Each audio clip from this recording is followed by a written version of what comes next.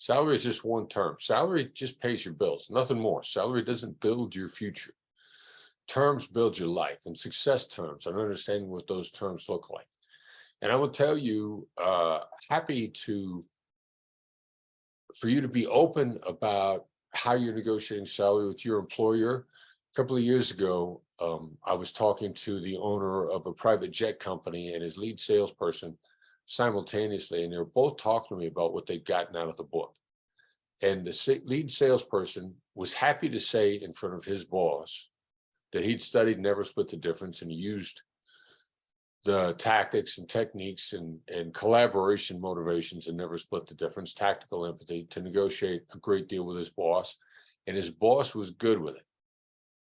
And there was another talk that I gave probably about 2 years ago on Zoom to the head of a sales organization, had all of his salespeople from his organization, his top people there listening to the negotiations. And sure enough, one of the people on the Zoom said to me, how do I negotiate with him?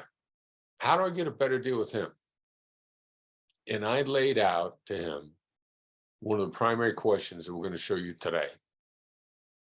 I laid out to the questioner in front of the boss, and as soon as I laid out the question to ask every time, even in your annual reviews, the boss immediately said, I wish everyone in my company would say that to me. So we want you to succeed with your boss and your employer. And we're going to talk about whether or not they're the right boss or whether or not they're the right employer. That's part of it. We don't want you to feel like you're being held hostage by anyone. Some of the nonsense that I'm seeing in the media these days about what's going on with jobs and people quitting in place. You know, if it's that bad that you want to quit and stay, you just need to get out of there. It's a toxic environment. It's not good for you. Move on. Don't quit on yourself. Never give up on yourself. But be willing to leave bad situations behind and move on. All right, we're going to move into it. Before we jump in at any point in time, Sandy, Carl, Dennis, Don, thoughts that you want to share? No, sir. Looking forward to the journey with everyone. This is my team's opportunity to tell me how smart they think I am, and notice nobody said anything. So you're brilliant. You're brilliant. I just, didn't want to speak up too soon.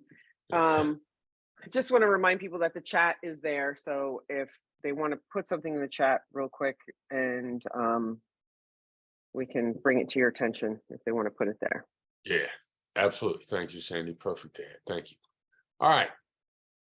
Understanding the landscape of what you're up against is critical for all negotiations, just like it is for salary negotiations. We're going to take all the Black Swan principles or the Black Swan method for any negotiation. We're going to apply them directly into what we believe about salary negotiations. And what we believe is every deal, and salary is just a deal. Your job is a deal. Every deal, the underlying principles should be long-term success, a long-term trusted, even intimate relationship of trust for prosperity of the long term. So here's what you're up against when you're coming into a salary negotiation. You're going to be interviewed by a team.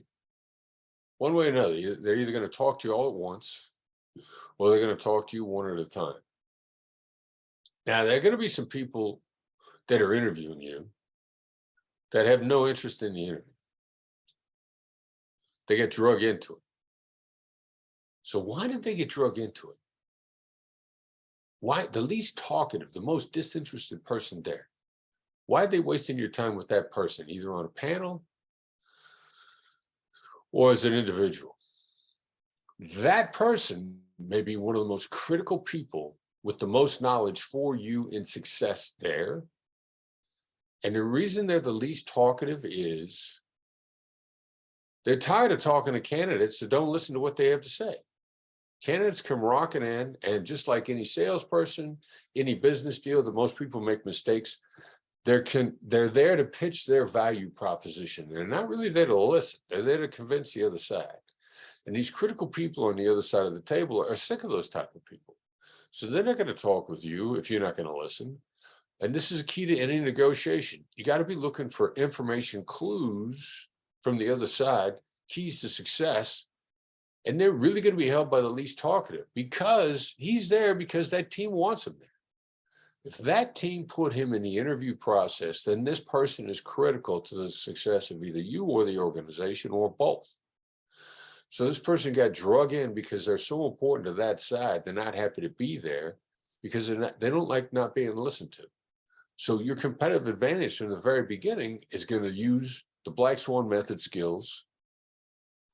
Your general go-to skills are always going to be mirrors, labels, and dynamic silence, and get used to going dead silent. So many people have difficulty going dead silent. It's one of the most powerful skills out there. Every time you speak, there's a pretty good chance that you pulled the person on the other side out of one part of their brain into the other side part of their brain. Now, sometimes that's a good idea because you want them in another part of the brain, but sometimes you got to go dead silent because you need to leave them in a part of the brain that they're in at that moment and find out what's in there. And maybe it's Elon Musk on the other side of the table. Elon Musk is not a talkative dude. And some of the best interviews of him have been when the interviewer shut up and waited until he responded. Dynamic silence. Be prepared to start counting thousands to yourself. Read the room, read the person, and be prepared to not stop counting till you run out of numbers. Some people who've got phenomenal information for you, and I'm using Elon Musk as a poster child, is going to sit there for a really long time. First of all, they want to see if you're going to start yapping again. And secondly, when you don't, they're going to hope that the information that you have, the information they have for you is going to be absorbed. So the least talkative person is often one of the most valuable people on the other side of the table. Now, there's a difference between what your market value is and what they can pay you. People who are absolutely determined to get market value, that's one of your first indicators. There are a number of things that are going to impact your thoughts on what your salary should be. And depending upon how they see you in the hire, they will already have been given restrictions as to what your salary should be. And it's going to be a combination of what the market would bear and what they can afford to pay. Just keep that in mind. If it turns out that the possibility for the upside is there, but they don't have the ability to pay, that's something for you to consider. Would you go work for minimum wage for Warren Buffett? I would. I tell you what, I go work for the guy for free. By the way, Warren Buffett doesn't take interns.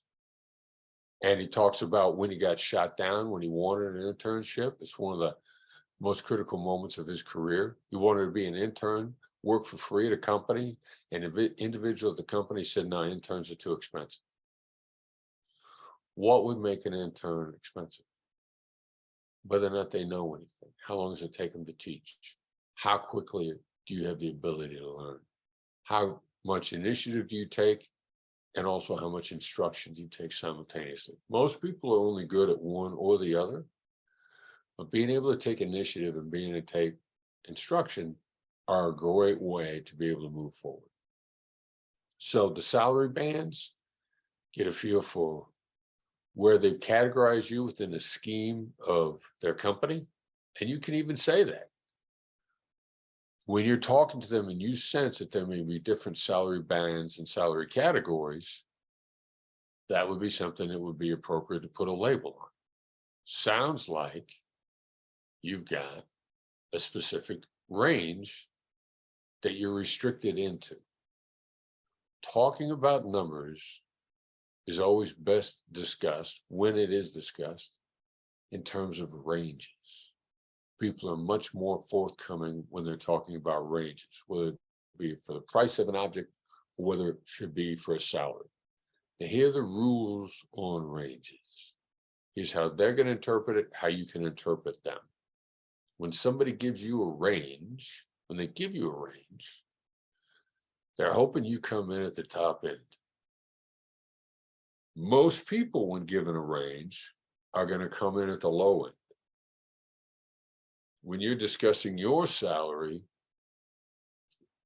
and you're discussing a range with them, hope is not a strategy. You got to be prepared to accept a low end number of that range if you've given it to them.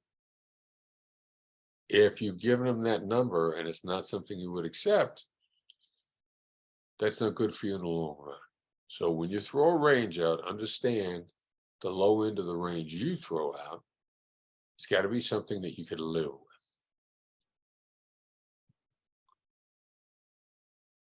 Now, here's what makes careers.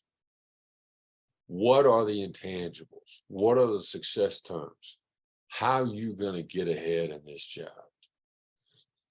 What kind of initiative are you going to take in order to make yourself successful, and discuss these in advance? If you don't discuss these in advance, here's a possibility, and I love this story.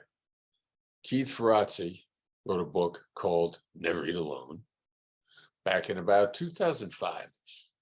It's known as one of the best networking books ever written.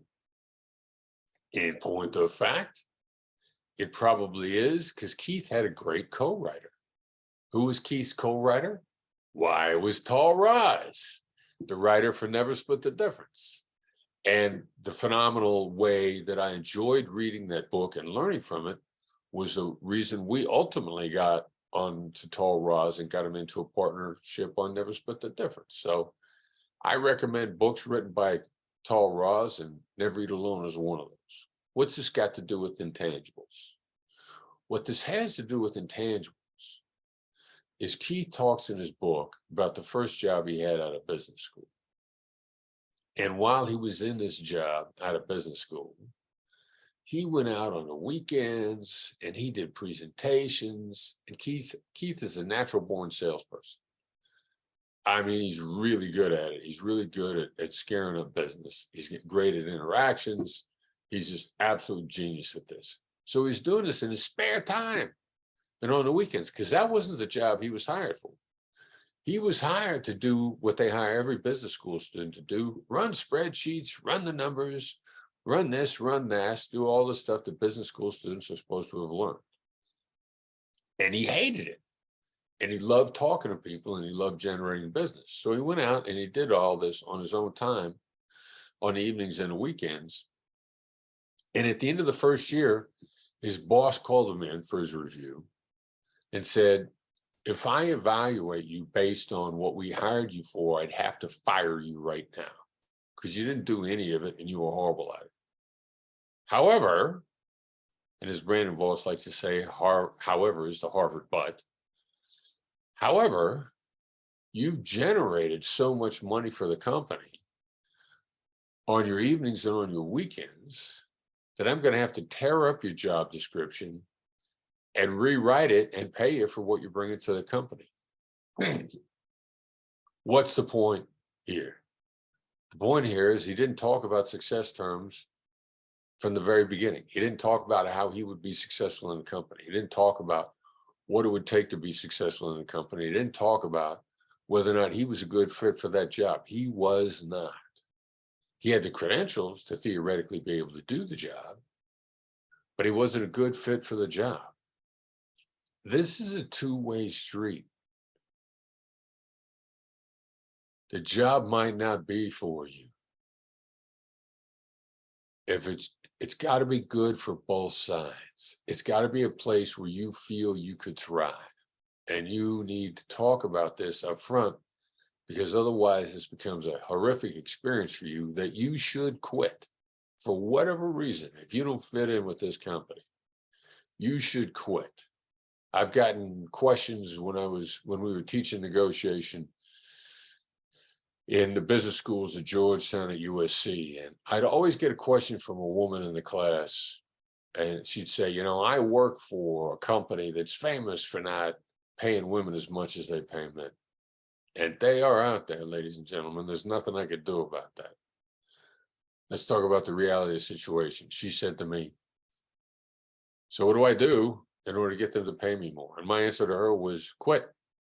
I'm going to answer this as if I were your dad or your best friend who was looking out for your best interests.